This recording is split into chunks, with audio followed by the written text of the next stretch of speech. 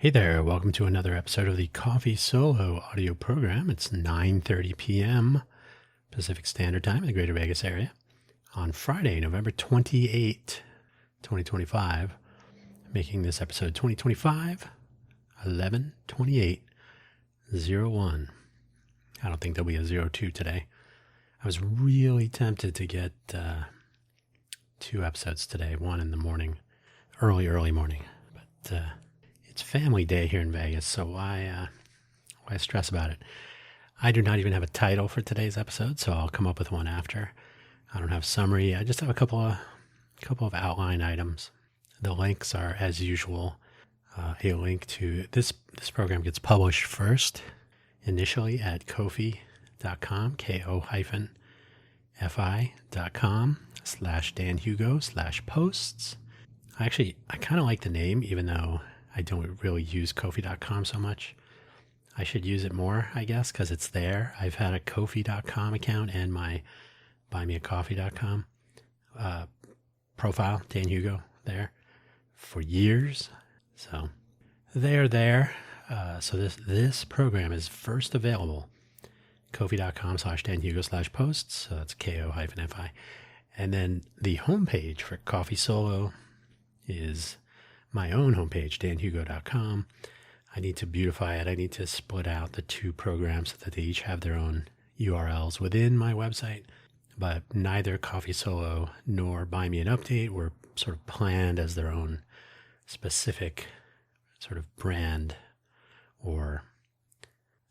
Anyway, I didn't really think about having websites for them. I have websites for everything else. So these are sort of under the radar, off the books, I guess. I don't know. So yeah, danhugo.com is the homepage, and we'll have more stuff for both Coffee Solo and Buy Me an Update. Buy Me an Update, so both of these, Buy Me an Update and Coffee Solo, were initially published exclusively on these two sort of user engagement platforms. I figured, okay, it might be interesting to see if people would be interested in that. But really, it just kind of reminded me that you can't really have sort of a siloed. I mean, people do it with what do you call it? Patreon. Thank you. I'm like Patreon. People do it with Patreon. So, you can go to my Patreon page and you can be a member and you can do all this. Okay. So, ko-fi.com, buymeacoffee.com. They're not quite what Patreon is. I guess people can use it that way. I think you can have some member or subscriber exclusive stuff or something. I really used Buy Me a Coffee as a way for people to have a tip jar if they wanted to. Same with Ko-fi.com, ko-fi.com. I always say Ko-fi because it's not spelled in a normal way. But so I mean, I just still have them, but both of the episodes, Coffee Solo, this episode, and Buy Me an Update, get pushed out to Spotify through their creator portal, and then they land on Spotify and Apple and Amazon and YouTube. So no need to have exclusivity, but that's the origin story for what it is. And danhugo.com should really be sort of a successor to buymeacoffee.com. But if my personal website goes down for some reason, or if I have to take a break, or if hosting is broken or something, the buymeacoffee.com/Dan Hugo profile page has links to everything. So at least I can be found. I don't really like LinkedIn anymore. So that might be deprecated in 2026. That is, it will begin its journey into the, what do you call it when you cross the bridge? Journey across the bridge? Anyway, LinkedIn is garbage, so no hiding that. Anyway, let's get to my outline. Oh, did I say 9:35? It's 9:35 p.m. PST here in Vegas.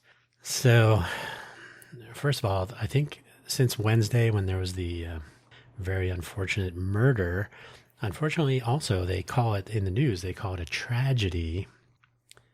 A tragedy is like when a boat crashes into a bridge, when a hurricane makes landfall and busts up a town, destroys homes and buildings, and leaves people floating on flotsam and jetsam. I can't remember which is which, but Is it flotsam is the cargo and jetsam is pieces of the boat? If the internet can't tell us, nobody can. Flotsam, the wreckage of a ship or its cargo. Flotsam. What's jetsam then? Oh, unwanted. Oh, stuff that was on the ship. Oh, okay. So jetsam is stuff that just falls off the ship or is thrown overboard. Flotsam is from a shipwreck or accident.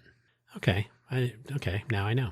So flotsam and jetsam are things that go in the water under different circumstances. They're not different components that are now in the water. So flotsam is from a shipwreck or accident.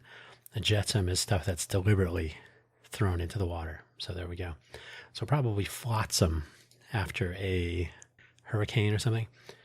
But yeah, those are tragedies, right? Tragic circumstances, accidents or things that are, acts of a superior being, if you like, or nature, Mother Nature. She's up there. She kind of runs the place. So I think those are tragedies. But when you call a murder a tragedy, you're forgetting that it's actually a crime that was committed on purpose, premeditated. And whether it's accidental premeditation, right? If you're in a position to kill someone, I didn't think I was going to kill them, but then I did, or whatever. I'm not an attorney. We're not going to break that down legally, but it just sort of bothers them when the news types, talk about a tragedy when it's a crime. It's a crime. But then so is killing fishermen extrajudicially, and there's a whole host of things. And the name calling and the signs of dementia that are becoming more apparent in our faithless leader. I heard the big three today are charm, rage, and what was the other one? Self-pity. Yeah. So those are the three. They're not signs of dementia, but they're symptoms that are part of the dementia process. So you see this, the election was stolen, or you are this, or you're pick an animal to insult someone with. I mean, it's ridiculous. There's, even on the surface, a complete lack of decorum, a complete lack of professionalism, a complete lack of respectability, right? And then some people say, well, that's how New Yorkers are. Well, I would not disagree with that, except that you're not supposed to say, well, hey, we're this, or, you sort of have to rise above or set an example. And if you believe that, well, I'm from this particular, he's from Queens, Trump is. So, hey, this is how people in Queens are. Yes, but you want to be the unitary executive. You cannot behave like you don't. Well, he already does. He represents only his supporters. So if nothing else, we're being shown that the unitary executive idea is awful. But it just boggles the mind. I mean, it's been so egregious since. So Wednesday was this murder. One person was murdered. The other person is in critical condition. The two National Guard. I don't know if they were officers, but people that were deployed in Washington, D.C. So there's a whole narrative about how initially it was the Democrats, because I'm only registered as a Democrat. I don't really consider myself one. But the Democrats, or the people on the left, they'll say that too. And I don't really like being, I think that's too simplified. The horseshoe thinking is interesting, but also kind of oversimplifies everything. I think humans are more nuanced than that. You can have multiple positions that, one from this far side of the spectrum, some side, or if you like the 2D spectrum, somewhere in the plane. Another one's over here, like, oh, which team am I on? I kind of have a mixture of opinions based on my own circumstance and the way I understand and see the world. Go figure. So anyway, yeah, it's been a kind of, I don't stay awake thinking about this, but I also am inundated with media. I hate to even say social media or new media. It's all garbage at this point, so it's getting a little frustrating. But yeah, we'll see. I don't even know about Mark Kelly. I don't know anything about him. If you ask someone on the right, they will say he's corrupt and awful. Someone on the left, he's a hero. Don't know him. But I do know that if you get in trouble for reciting legal doctrine, legal documents, legal laws. The UCMJ is a documented legal structure for those in the military. So if you get in trouble, if the act of reading the laws that are on the books is sedition, we are not doing well.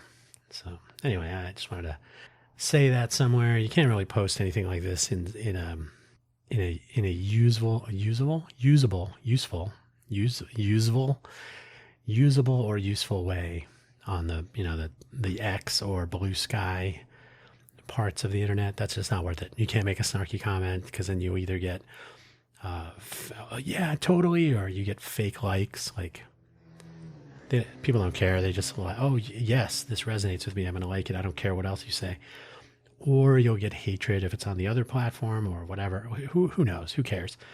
I have found that the 3 accounts that I have, 3 different Mastodon servers, I don't have to worry about that stuff. So if I do make a comment, I don't get much of a response. But I also don't see many people making similar comments. And if they do, it's kind of low key. So I think that's actually more useful. You're kind of leaving a receipt for later, but you're not adding to angst. You're not stirring up trouble or drawing it. And I got that on Blue Sky. There are people that will just lash out sometimes. And I'm like, you know what? I don't need this. This is not fun nor interesting. It was becoming less and less useful and more disappointing. So I'm like, this is just X with a different name. So I'm out of here. So I actually think as part of my overarching view about Posse, the publish on your own site and syndicate elsewhere, I think the Fediverse, as it's called, and I'm not a total fan of the name, but okay, federated accounts and logins and sharing and subscriptions, PubSub and all that. I think we need to return to that. I just saw, what is it? I can't remember what is it called? Euro something. Is it Euro Sky? Yeah, Euro Sky. So Eurosky.social. This is the next era. This is the next era of social media, built in Europe, run on our cloud, ruled by our laws. Users choose the content. Businesses control their brand environment. People control the algorithms. None of that sentence is coherent because you'll have to follow European rules, which may or may not be bad, but they're basically saying, we're going to run the servers here and you can post whatever you want, but it's ruled by our laws, not American laws. And they have laws too. Big tech, no big tech, not ever. Okay, not big tech. So this is all it doesn't even sound good, but it sounds like they're making a statement, but not really. They're basing this on AT Proto, which is Blue Sky. So I'm not impressed.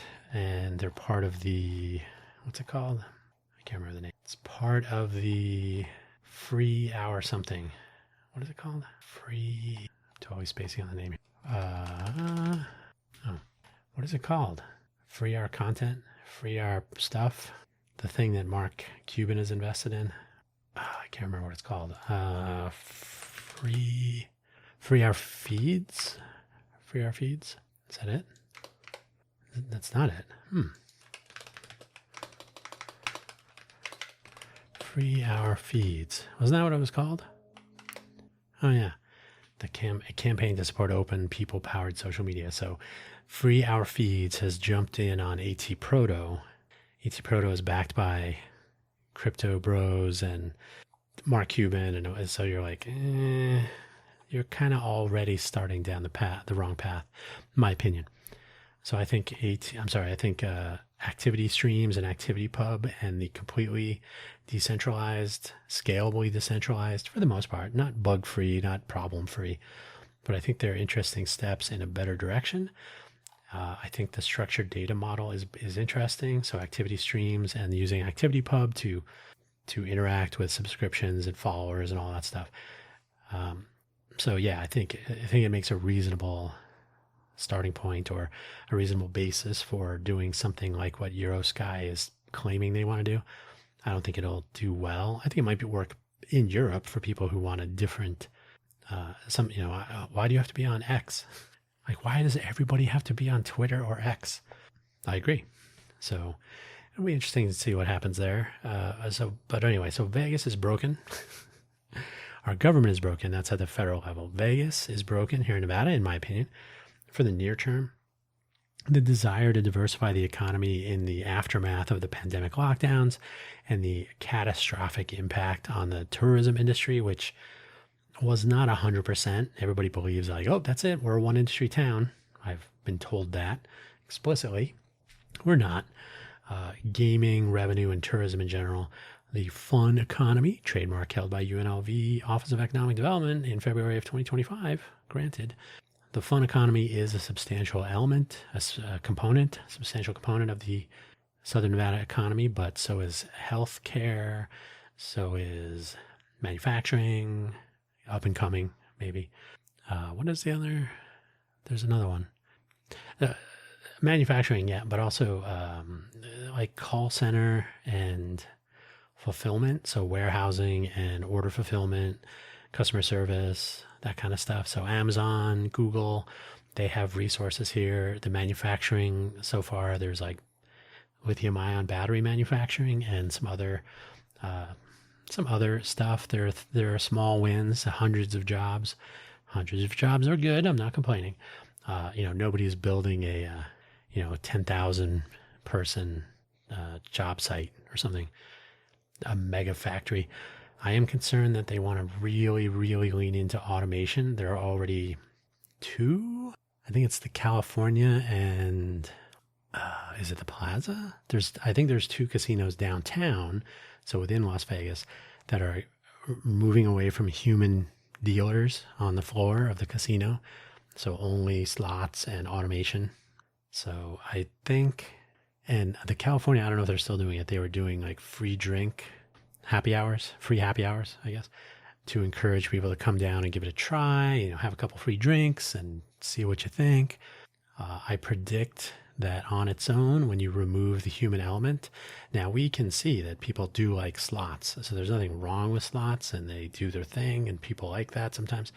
But I think as you divorce yourself of the human element as part of the fun economy, why have human bellhops? You can just have an automated, luggage carrier cart help you move your whatever you're moving into your room.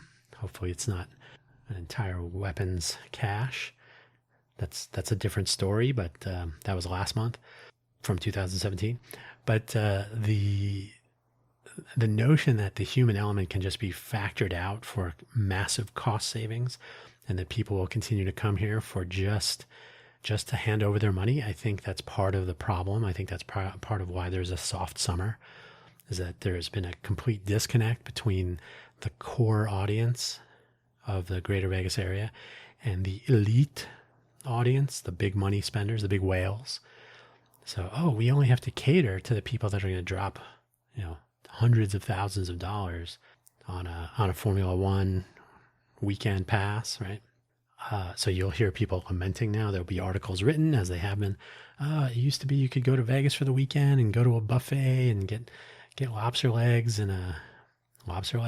claws and a steak for $10, right? So the casino had this high volume model, so they'd have tons of people coming in, gaming and living it up, and then going to the buffet and doing their thing. And so it was adult fun. And I think some people say it's been like since the mid 20-teens, so 2015, 2018, somewhere in there.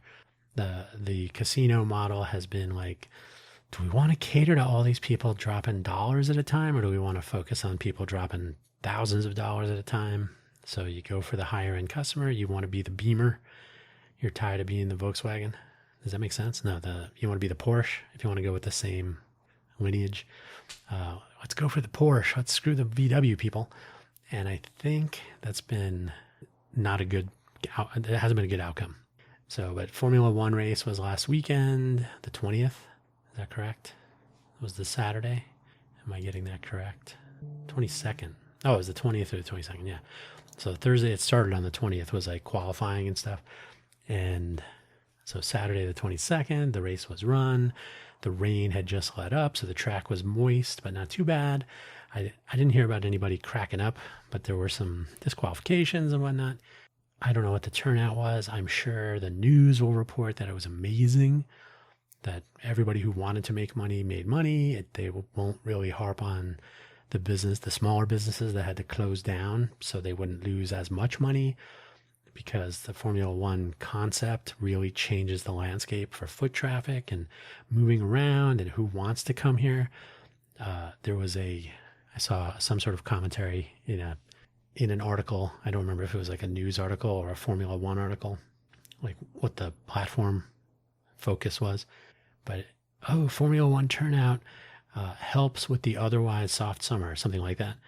Like, well, you're equating the casual tourist, the sort of general, I'm going to go visit Vegas for the weekend, and I'm going to go for Formula One, so I'm not going to behave like a normal tourist. I'm going to behave like a Formula One fan. So I'm not going to visit the same sorts of places or conduct the same sorts of business, spending money, as a normal tourist would. So I think that will be something that will come up in the post game, is that, people who come here for the Super Bowl or for Formula One or for maybe Golden Knights games, they're not necessarily radically different.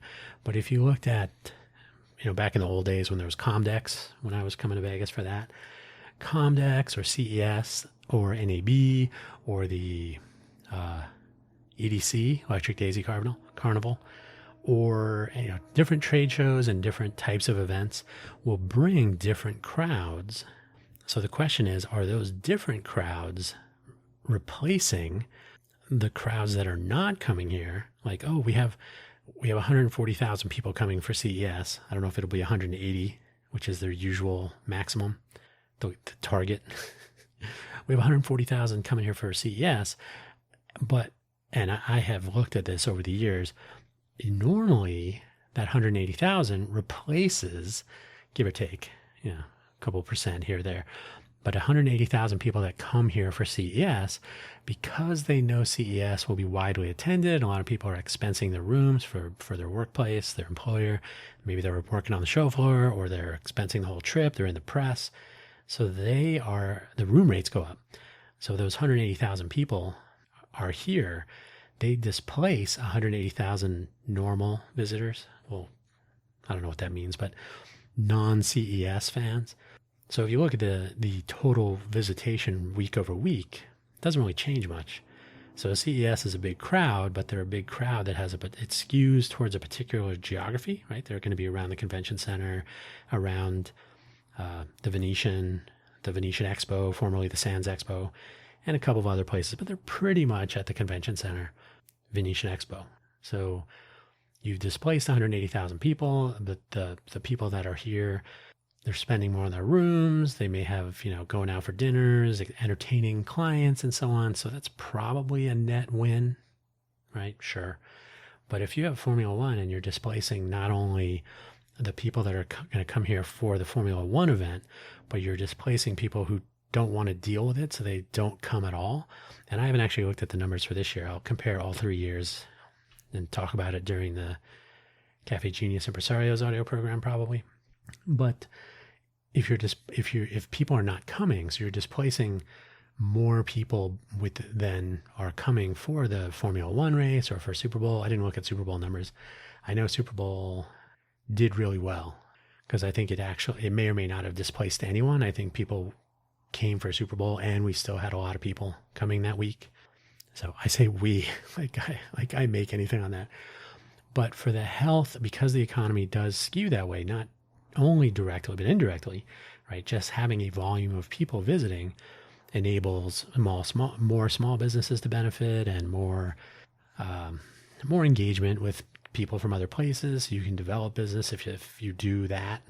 So there's a lot of possibility when you have so many people visiting week over week.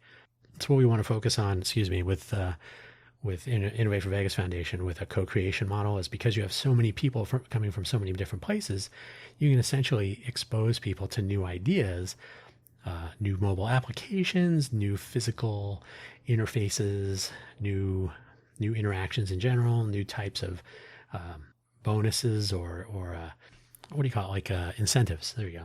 New kinds of incentives to do things. Maybe a real world game, almost like a scavenger hunt type thing. Like you can do anything. You have so many people visiting that why not enable people, at 40 million people per year, you're talking like, what, 700,000 people a week? More? 700 to 800-ish? Sometimes more, sometimes less. That's a lot of people that you can interact with.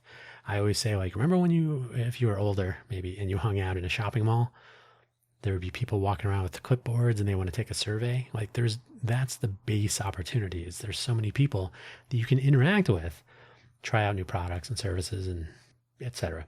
We'll talk about that again in a moment. So, the Hollywood 2.0 thing kind of fell through again during a special session. I saw a lot of people commenting on how good it would be for the economy, even though they did an economic, I don't know if technically it's an environmental impact report. It's just looking at economic impact also. There were 2 bills in the regular session. They failed the first time. 2 years later, we had another legislative session, failed again in whatever new form they were in. Special session, a Senate bill, failed again. One comment from one of the senators, I think, was, I don't know if it was somebody in the assembly, somebody in the legislature said, this bill will cost 77 cents for every dollar that comes in with the incentives and the credits and whatever else. I don't even know if they're looking at gentrification at that point. So they want to create these jobs, but that may lead to a lot of people moving in, which can price people out. We already saw a 25 to 40% rent increase during the pandemic lockdown period. So we lost a lot of fun economy employees, people in the service industry, people in the hospitality industry.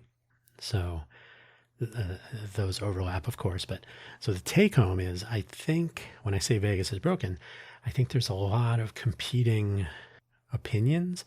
I think the opinions are really about self-fulfillment and not systemic evaluation. They're not seeing how the entire system works. So it's going to be interesting. That's something I'm actually kind of interested in and is kind of a part of one of my, sort of technically 2 of my startups. So, but yeah, coherence, lack of like, hey, if we drill a hole in this side of the lifeboat, then only this side will sink. Yeah, okay. So yeah, Vegas, I just don't think, I did a whole episode of Impresarios where I suggest that it was the Nevada Day, Happy Nevada Day, I think it was, the 31st of October. Joined the Union in 1864 on October 31st. So, yay. So Nevada has always had an extraction economy, whether it's silver mines, whether it's gaming. The fun economy is an extraction economy, right? When you think about it, you're providing something, entertainment. You expect people to come here, consume the entertainment, and leave their money. So you're extracting tourism dollars, but you're not necessarily cultivating anything, right?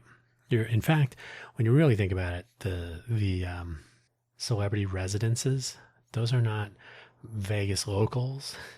The companies that are here are not necessarily Vegas companies. MGM and Caesars, they have locations. They have large installations at Macau and other places, right?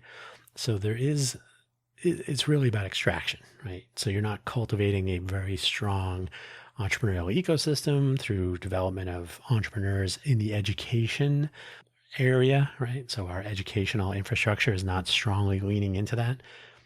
Historically, the educational platform here has been about hiring or training employees, training workers, hospitality or otherwise, right? Oh, get a job as a valet. You'll make 6 figures until you can't run. And then you won't know math or science or history or anything. Whoopsie.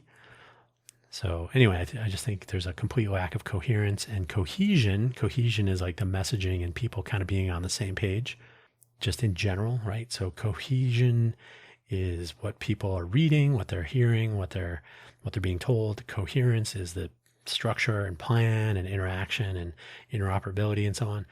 Neither of those, nobody's going to be grading you on whether you intermingle the meanings, if you like. They're not totally swappable, but I think people understand. Anyway, so coherent cohesion or cohesive coherence is the thing. No, actually, I have an entire episode about that anyway. So you can listen to Cafe Genius Impresarios if you want, and you'll find those episodes. Hey, guess where they're linked from? buymeacoffee.com/Dan Hugo. Anyway, so yeah, Vegas is totally broken. It'll be I think it's kind of an experiment. It's an interesting environment to see what can happen in the next 5 years if I'm still here. So I have startup ideas. I'm going to list them off here real quick. FTYP, which historically was Food Truck YP or Fair Tent YP. So I had 4 different names for Food Truck, Food Tent, Fair Tent. Sorry. Yeah, Fair Tent.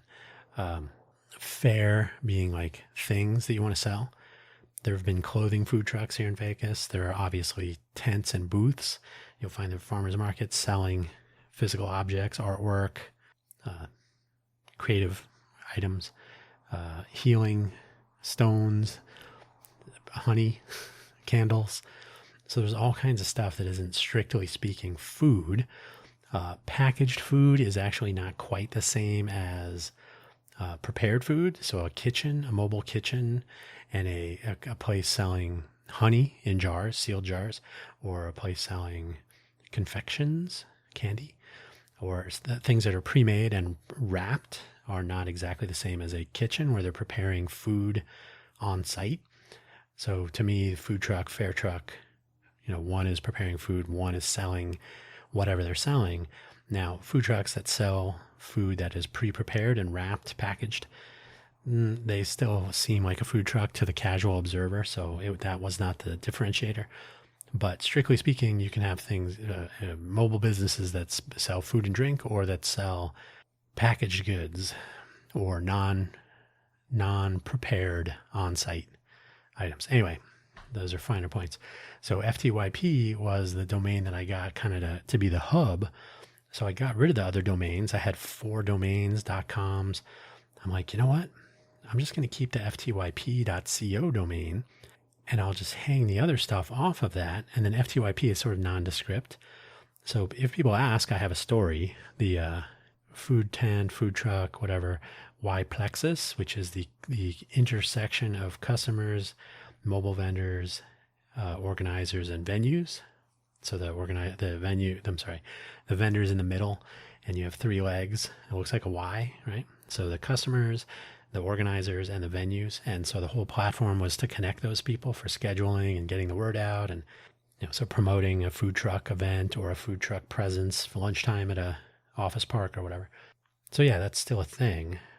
It's been sitting on the back burner forever, but there's absolutely a need for this, if only because I want to see if it would work. Then there's the Sentiment Research Collaboratory. I mentioned the clipboards at the mall. That's essentially what it is, but a little bit more than that. I have actually talked to companies at trade shows here in Vegas, and they say, do you own a hotel? And I'm like, yeah, a couple of them. I got 4 houses on Baltic, and then I got a hotel on, something like that. A Monopoly reference. But what is the other property? Baltic, and it's the purple ones right by Go. Now I gotta look. Monopoly, Baltic, Baltic Avenue. Where is it? I thought it was purple. Oh, dark purple or brown? Did they change the color? Mediterranean, Baltic. There you go. So Mediterranean Avenue and Baltic. Do I have hotels? Yeah, there you go. Anyway, the long way to go for that one. So do you own a hotel? Oh, we want to get our products in the hotels.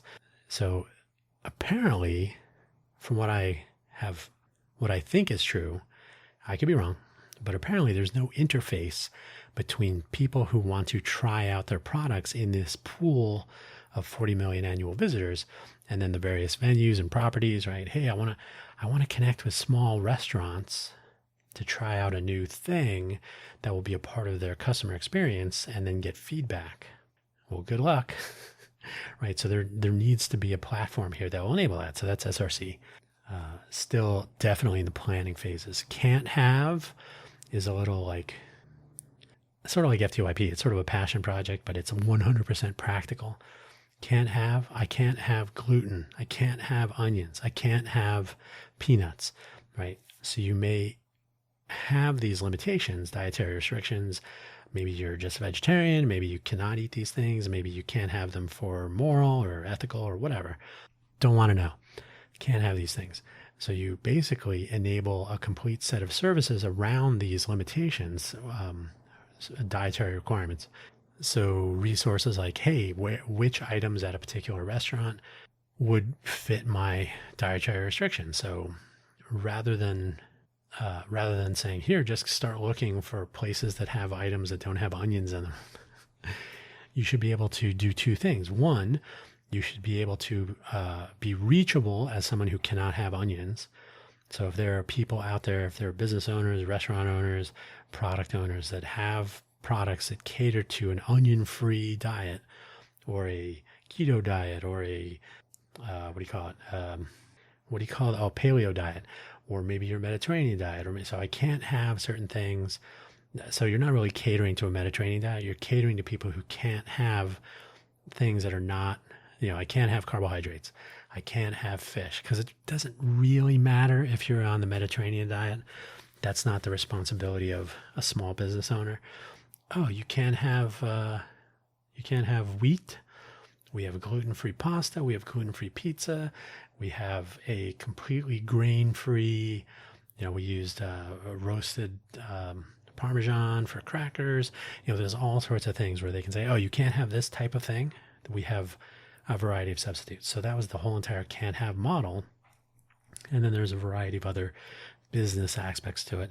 And I've been talking about this forever, and I never really followed through on it. It actually goes really well with FTYP because mobile vendors can actually be selected or be made aware of a population of their potential customers who can't have certain things. And this was based on an actual experience. What was it? SAP in Palo Alto across the street from Tesla. So SAP was doing a cafeteria remodel. So they had no cafeteria for all their employees. So they would have 2 food trucks every day for months, and they would pay for it. So the people would not, they'd have a ticket or whatever. The only problem was nobody knew how many vegetarians or how many people with any special food needs were there. So I was working on a food truck at the time, because that's how you learn how these things work. And I think we were there 3 times. The owner of the food truck never bothered to ask, but after the first time, there were people that wanted vegetarian items, and he didn't have any. His food truck was really leaning into like pork belly and seasoned meat and sandwiches and so on. So he really didn't have a vegetarian menu. So the second time we went there, still didn't have a second, he didn't actually connect the dots, right? Oh, there's going to be like 10% of the customers that are looking for some nice vegetarian meal. The other problem with that in general is that if you don't have a kitchen that is set up for cooking things in isolation, production by street, you're going to cross-contaminate, right? So you're going to cook your vegetarian item on a grill that was just cooking meat. So people have to just sort of don't ask, don't tell. And I've talked to people about that, and they're like, yeah, just try to not think about it.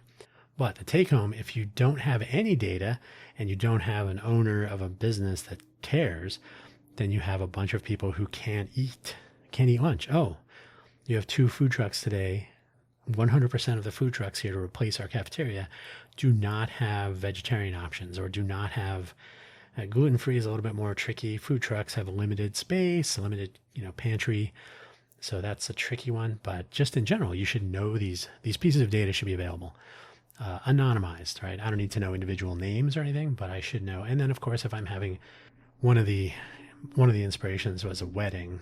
So if you're having a wedding and you're having like 50 people or 100 people, how do you manage? Oh, we have 10 people who can't have gluten. We have 5 people who can't have peanuts. We have 2 people. So how do you coordinate who they are? And what? Well, you just do an individual. Oh, I can't have this. I can't have that. Can't have. Hey, we should have a platform that does that. So I basically have all the details worked out. I just have to implement. And then Munibits is our Innovate for Vegas platform. It's an information sharing platform at city scale for locals, our community or our municipality. And then the Welcome Project or Welcome Initiative is the other side of that coin. So these will be the underpinnings of the In Las Vegas project. That is my own startup media company platform. Takes a new view on information sharing, not WordPress, much more data driven, not when you think about it, WordPress is really about the words. And I think in this modern era, you really have to be a little bit more flexible about how you present certain things. We should be using maps and timelines and charts and structured data. AI tools can make use of structured data, so we should be thinking that way. The inverted pyramid is nice, but basically the modern era of news reporting or information sharing is writing words for humans to read as though they are reading a newspaper or a magazine. So I think, 80% of the time we just completely leave any notion of modernity on the table. So that's that.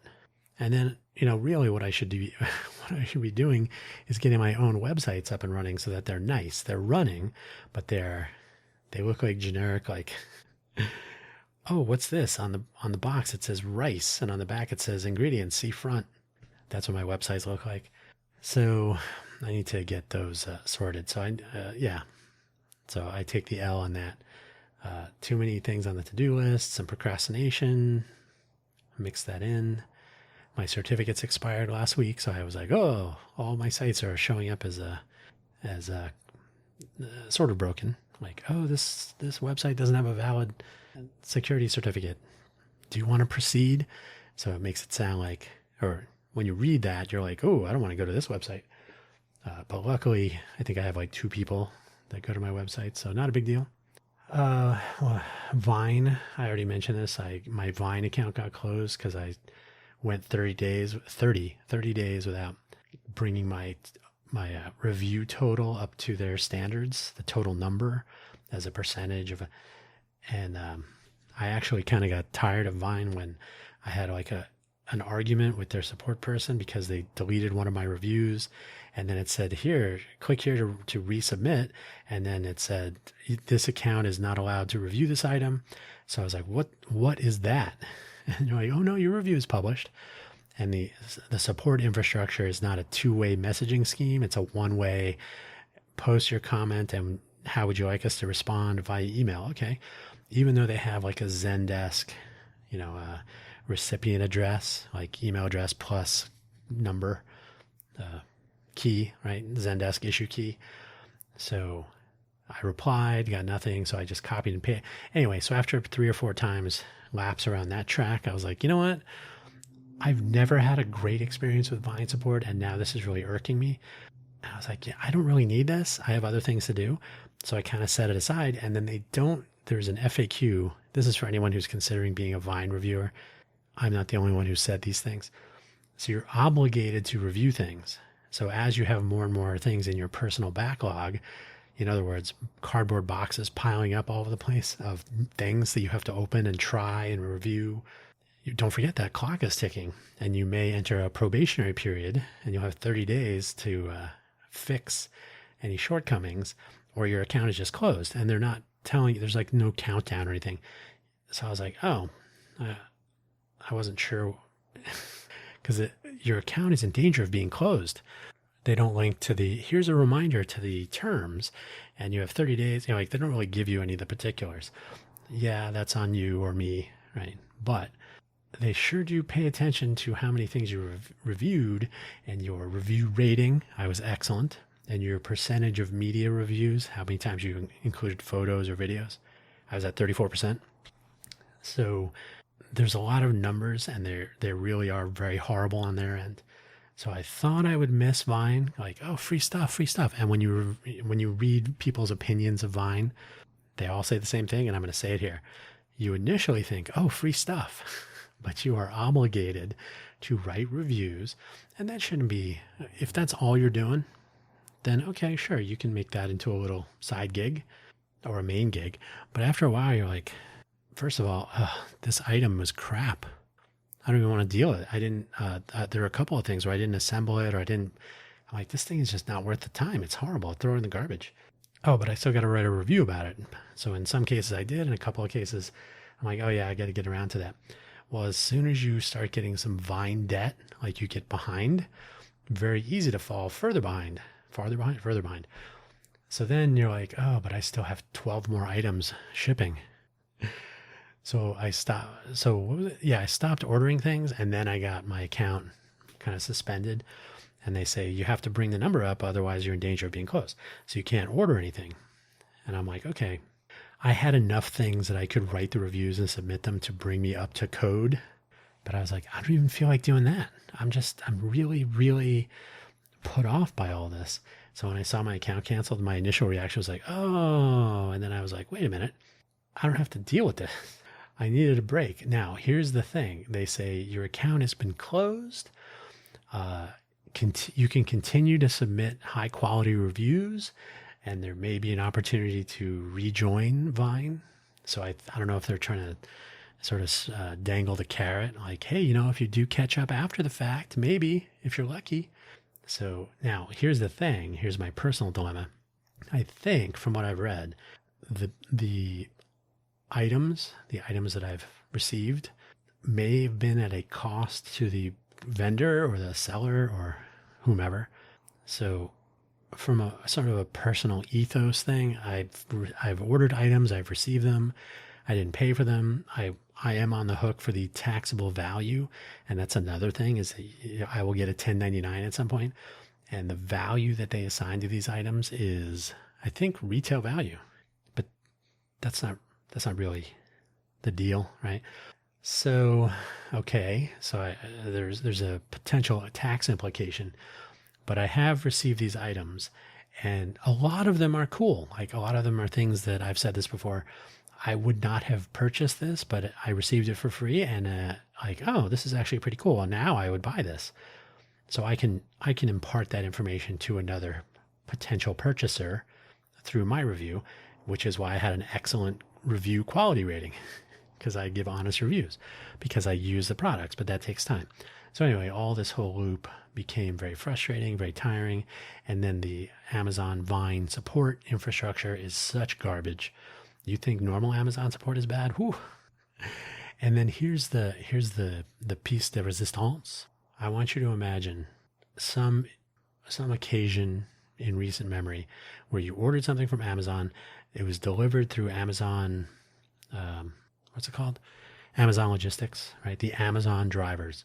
Occasionally I would receive something through UPS, but yeah, I think I only UPS a couple times. I don't think there was a FedEx. They don't use DHL or anything like that. So like 99% of the items I ordered as an Amazon Vine reviewer were delivered by Amazon Logistics, so Amazon drivers, whether independent or driving the Amazon vehicles. The independent ones, by the way, the worst. So I want you to imagine an incident that you may have had where you're like, where is my package? Where's the thing I paid for? And then you get the runaround. Oh, did you check your neighbors? Did you look under the welcome mat? Like, yeah. I receive like an order a day for 6 months. So you have to basically convince them that you're not an idiot. And then, so that's with just trying to figure out where the package is. Now, from an Amazon Vine accounting perspective, you have to let them know if you didn't receive a package. Because from what I can tell, the Amazon customer service and the Amazon Vine customer service or reviewer service, they're not really connected.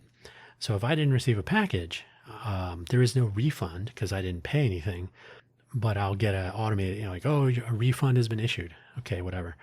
But then I have to go tell the support person that I didn't receive the package so they can remove it from my reviewer list. Okay. So every time something occurs, I have to do this back end bookkeeping, notification, email, messaging, whatever. So now imagine you had that time when you didn't get the package or whatever. This happened a lot because now I'm not getting 1 or 2 things a month, my subscribe and save at the beginning of the month, an odd item here or there. I'm getting like, hey, I ordered 3 items. Well, you're getting them in 3 separate packages, but they're all going to come on the same day, different times during the day. And one of them may be delivered in the wrong place. One of them may be lost. One of them will be re-delivered tomorrow, but they didn't tell you.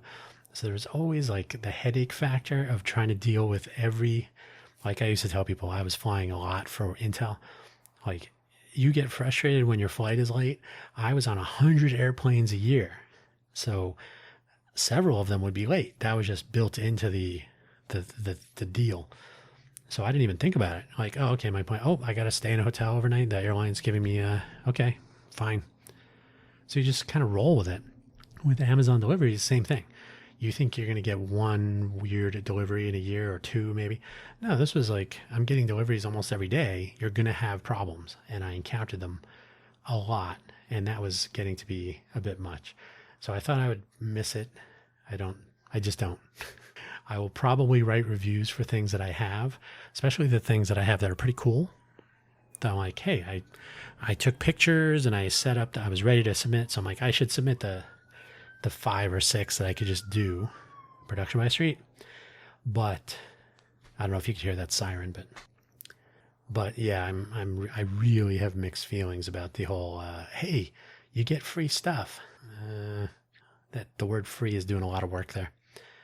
Today was Family Day in Nevada, to change the subject. Family Day, Friday, the Friday after Thanksgiving every year. Celebrated in Nevada on that day. Arizona has a Family Day. They celebrate in August. It might be the first Saturday of August. Those are the only 2 states in the United States, but other countries also have something similar. So Family Day, presumably it's the day when you and your family go shopping for Black Friday deals, possibly online, everybody with their own phone ready to go. I did a little experiment. I walked into Smith's next, it's my grocery store that I walk to all the time. It's quite literally across the street. So I was there, and I think, I said Happy Family Day to the postal carrier who I passed on my way out. And he said, oh yeah, Happy Family Day. So he knew, probably because he sees mention of it all the time. It is a state holiday. It's not a federal holiday. So he was delivering mail, but the credit union in the Smiths was closed because it's a state holiday. Is it a banking holiday? Apparently. No, it's not. I mean, it's not well, it might be. So banks that are covered by FDIC, I believe, if I remember correctly, they're not allowed to be closed for 4 days in a row. So banks used to be closed on Saturdays, but I think because they are now typically open on Saturdays a lot, that they could close Thursday and Friday. I'm not sure now, but my credit union was closed today. They'll be open tomorrow. So, but I did in the grocery store, I said Happy Valentine's Day. I said Happy Family Day to like 3 or 4 people. They had no idea what I was talking about. That is not statistically significant, but I don't know that people know. And one person actually said, oh, I thought today was Black Friday, but I don't even care about that. And I said, yeah, Black Friday is kind of a scam now. He's like, yeah, I try to avoid all that stuff. Yeah, I get it. Imagine if you were getting Amazon Vine packages every day. But yeah, a little bit of cynicism goes a long way, especially on Family Day. Anyway, anything else? I'm sure there's more. My voice is totally flailing today. Sometimes, so the weather in Vegas, this will be the end, don't worry. The weather in Vegas was rainy up until Thursday, just in time for Formula One. So we were getting some pretty good rain, some flooding, and then it stopped. The air has still been humid, or it was. The temperatures have dropped. So it is right now something like 50 degrees Fahrenheit. So into the evening, it'll drop down a little bit more, probably like 45. It hasn't been like super cold yet, but we're getting there. We'll get there eventually. But the change in weather has left me with a variety of different sinus patterns. And so my voice can go from like, oh, I should be recording a podcast right now, to I can barely say 3 words without my voice cracking.